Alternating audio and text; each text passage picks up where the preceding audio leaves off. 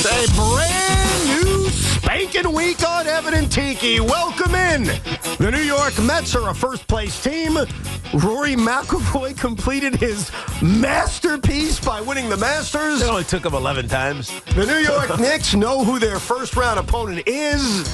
I confronted Josh Hart in the Knicks locker room. There's a lot to get to on this very busy Monday, and I promise we will get to all of it, and we'll talk to you throughout the day at 888-808-1019. But we are only 15 games into the baseball season, so it is difficult at times to kind of go through what is real and what is, it's just a small sample size. But the Yankees starting pitching concerns are real, Tiki. Yes, they are. Despite it only being 15 games. And right now, 15 games into the year, I'll ask you guys a trivia question.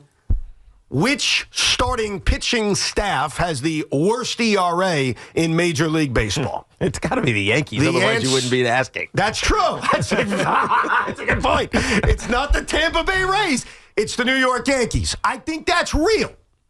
Which starting pitching staff has the best ERA in Major League Baseball? That's got to be the Mets. That's got to be the Mets. And quite frankly, we'll get more into that as the show goes on. I don't think that's real. But the reason I'm concerned about the Yankees, and I go back to something I said a year ago and something that I've kind of feared for a while, a lot of you have, and that is I don't trust Carlos Rodon. I don't trust him in a big spot. I don't trust him in a small spot. And what we saw over the weekend, yesterday specifically, is even Tiki, when he's at his best, right, I don't trust him because that one or two mistakes will sink his outing, and that's what we saw yesterday, and I don't trust him. And quite frankly, I don't trust anybody in the Yankee rotation not named Maxwell Fried. Yeah, Max Fried is the only one that's been consistent. It was Stroman, who we talked about the other day, last weekend, at the end of last week. He goes out and gets rocked immediately, then he leaves the game and has knee inflammation. I guess I can say, fortunately, it's not that much, but it feels like Marcus Stroman doesn't have a lot left. At least he hasn't shown it so far this year. Now, maybe that's injury.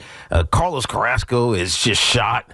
Will Warren is just young. There's nowhere you can turn to and say, other than Max Fried, and say, I trust this outing is going to get 5 innings. Yeah. Now, when you talk about the Mets have had their struggles, too, with some of their starting pitching. Tyler McGill gets off the rough starts, right? So does Dave Peterson. But they figure it out, right? In the midst of struggle, you get a mound visit from their pitching coach, and all of a sudden, they're back on. They get through 5 innings, get to the bullpen, things settle down, they find ways to win games. For the Yankees, it's, I can't figure it out. I get rocked early, and then I don't know if it's emotional or if it's just a self-fulfilling, and I mean this negatively, prophecy, then the bats go dead. Right. And so it's like everything feels connected towards spiraling down with the Yankees, whereas the other team in town, when things go wrong, they kind of just stabilize, figure it out, and rise. Yeah, That's the challenge for the Yankees right now, is figuring out how to not let the little bad mistakes happening early compound to become a meaningless game. I think that early in the season, you see things and you can easily say, yeah, that's happening, but it will change. Like on the Mets side, Juan Soto's not off to a great start. I'm not worried about it. I think at the end of the day, Juan Soto's going to put up massive numbers. He's Juan Soto. He's Juan Soto. Same thing when Aaron Judge got off to a bad start last year. Right. I look at the Yankee offense, and while they're averaging 6 runs per game, they've also been wildly inconsistent. They got off to a great start with the torpedo bats, then they don't hit, then they hit, then they don't hit again. It wasn't the bats. Of course, but it was a convenient story at the time. I think the Yankee bats will be fine. I think their bullpen will be fine. I don't know about this rotation because I see Max Fried, and you mentioned it, T. I put him to the side. Max Fried was given $200 million for a reason. He's one of the better, more reliable starting pitchers in baseball. You look at the rest of the rotation, Carlos Rodon, who is my concern number one, and I know you share that too, Sean, when you told him to kiss your fat ass about a year and a half ago. But the problem with him, in a lot of ways, is yesterday. Like, that's the start that drives me nuts. Right. Because it's one thing when you have a bad day and you survive and you fight through 5 or 6 innings and you give your team innings and you keep your team in the game. Yesterday, Carlos Rodon was electric. He was exactly what you paid for. But he made just enough mistakes to screw himself and screw the Yankees. And he seems so uber emotional. We saw that in the postseason last year. We see it even after games. Like 2 starts ago, Rodon was almost about to cry when he was talking about, I'm walking too many guys. I'm walking too many guys. Then he comes out in his last start yesterday and, of course, issues the horrific walk, specifically to Willy Adames, right before he gave up the home run. It's almost like these moments get to him. It's almost like the emotion gets to him. And look, a game on April... That's what it is. Is that what it is? It's the emotion. Well, that's concerning. Of course it is. I mean, it's a good thing when it works for you. When it allows you to rear back and hit 97 or whatever it is you need to do to record it out. But when it starts to affect your mind and your approach and you then make mistakes off of that, that's unacceptable. Yeah. That's what he needs to figure out how to control. It just seems like you look at last year's postseason. He made 4 starts in the postseason. 3 of them were lousy. 1 of them was really good in the ALCS when he controlled his emotion against Cleveland. Mm-hmm. He didn't walk anybody. Like, it was incredible. He walked basically nobody in the postseason, but he gave up the big home run. He gave up the big hit in the worst possible moment. That's exactly what happened yesterday. So what concerns me about Rodon is, A, I think the emotion gets to him, which is a part of why I'm still not fully convinced he's made for this city and made for this town. And even on days in which he's really good, his stuff is electric, he fails. Yeah. And there's nothing you can do about it because he's making a lot of money and he's going to be in the rotation, and God knows they need him considering the injuries they're dealing with.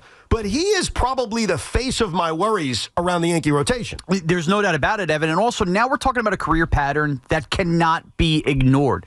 Going back to 2020, we are talking about high ERA, sub ERA, high ERA, sub ERA. We got the best of Carlos Rodon last year at that 3.96. Look at the year before, 6.85. The year before that in the 2s, and then he gets back to an 8 in 2020. Going backwards. It's back and forth, back and forth, back and forth.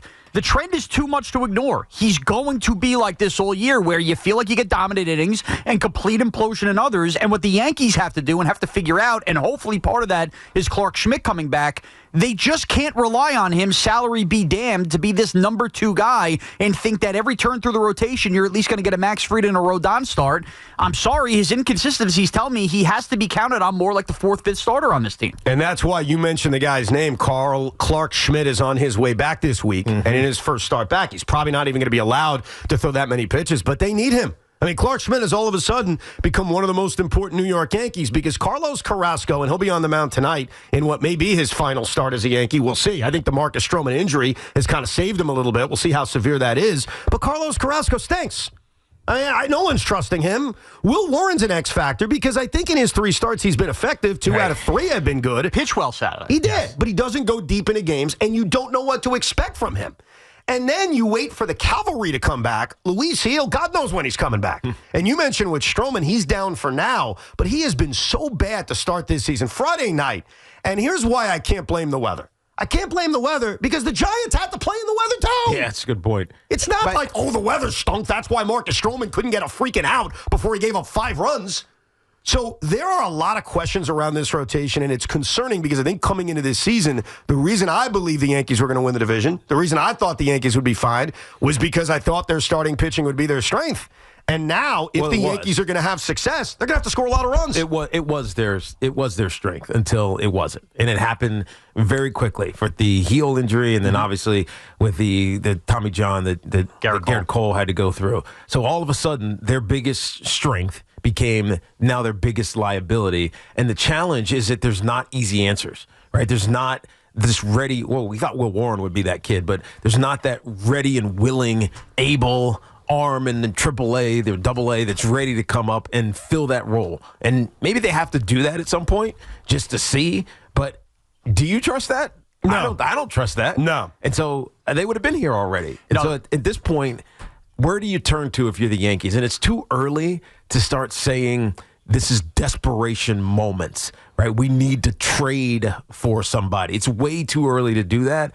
But I don't know how much longer you can wait before you start thinking of doing that. I think the danger of what we're understanding now is you can't assume the Yankees figure out how to fill every problem they have when the time does come to make trades on this team, right? Come trade deadline. And I think as it stands, I have a hard time thinking that the importance won't be on finding a starting pitcher over finding another bat or even a third baseman. So all those other holes we talked about in the Yankees, they may ultimately have to live with as we get deeper into summer where they use their assets to acquire a starting pitcher. It's funny, Meg, is when we sat here in March getting ready for the start of this baseball season, you looked at the pitching, and you said it, Tiki, it was till it wasn't, as the strength. Like, they're not going to have to add an arm at the trade deadline. It's going to be a bat, maybe a third baseman. Right.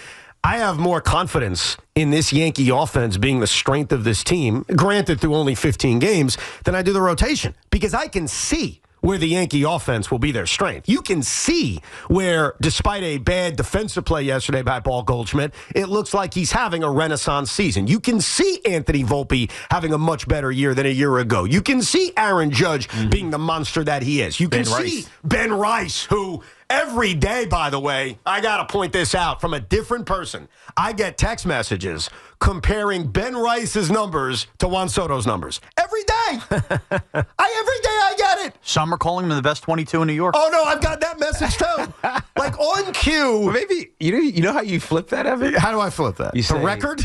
No. You just, well, yeah, obviously. But you flip that by saying he wasn't this until he was wearing Juan Soto's 22. Oh, yeah. He needed the magic of the 22. The magic of who wore it last year. That's how you flip it. You know how I flip it? I don't flip it. I say, fine, enjoy that. If you want to brag on April 14th that Ben Rice has better numbers than Juan Soto, that's all yours, baby. He's the future. He's the truth. But I get why I would be excited about Ben Rice. Like, I'm not telling a Yankee fan not to, and I get why you can look at this offense and say, hey, if we're going to have success this season, that's going to be our strength. But there's one other thing that's happening through the first 15 games that I don't think is an anomaly. And I don't want to take any victory laps because it's only 15 games.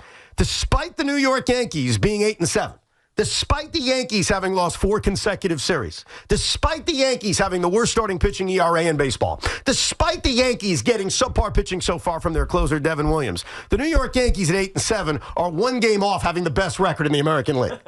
And that's the best part.